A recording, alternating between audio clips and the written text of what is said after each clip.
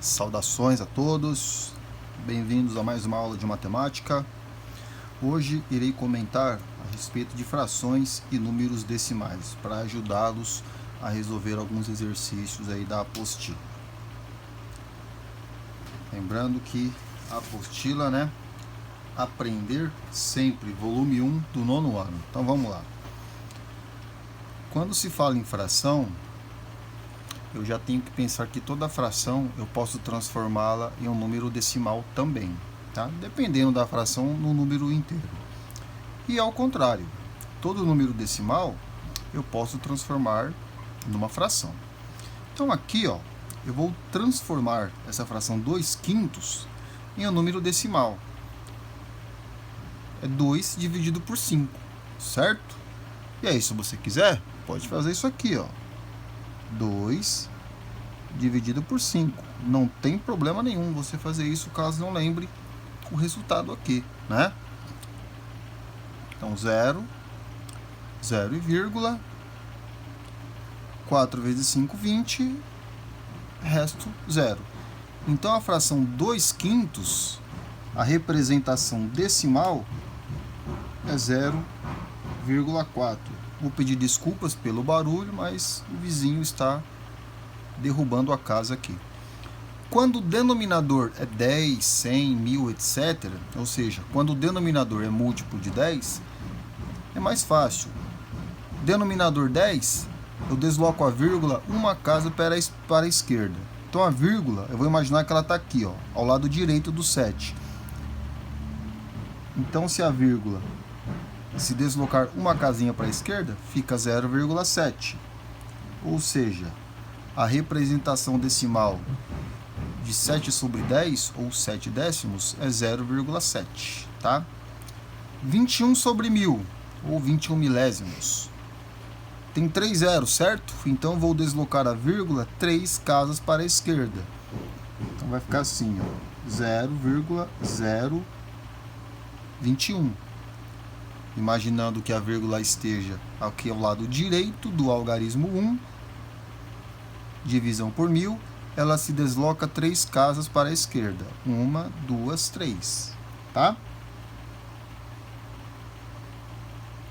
Bom, a gente também trabalha com fração e decimal negativos. Afinal de contas, estamos falando do conjunto dos números racionais, ou seja, aqueles números que podem ser escritos como fração. Tá? Então, menos 1/4.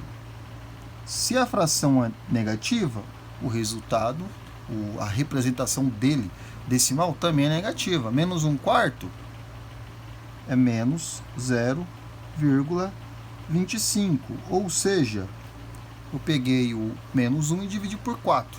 Tá? Ou peguei 1 e dividi por 4. 1,5. Agora é o contrário daqui, ó.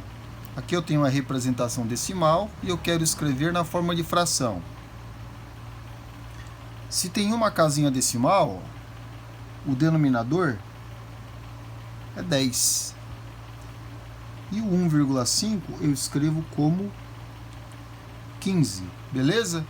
15 sobre 10. Lembrando que, aqui no caso, eu posso simplificar, ou seja, eu vou aproveitar aqui para escrever na forma de fração irredutível. Então aqui, ó, eu vou simplificar por 5. Numerador e denominador, 15 dividido por 5 dá 3, 10 dividido por 5 dá 2. Então a representação decimal de 1,5 é 15 sobre 10, que é a mesma coisa que 3 sobre 2. Tá? Toda vez que vocês transformarem um decimal em uma fração, verifica se existe a possibilidade de simplificar. Simplifiquei aqui só para lembrá-los, né?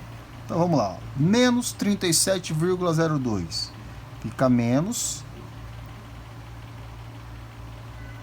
Eu tenho duas casas decimais, 0,2. Então, o denominador é 100, certo?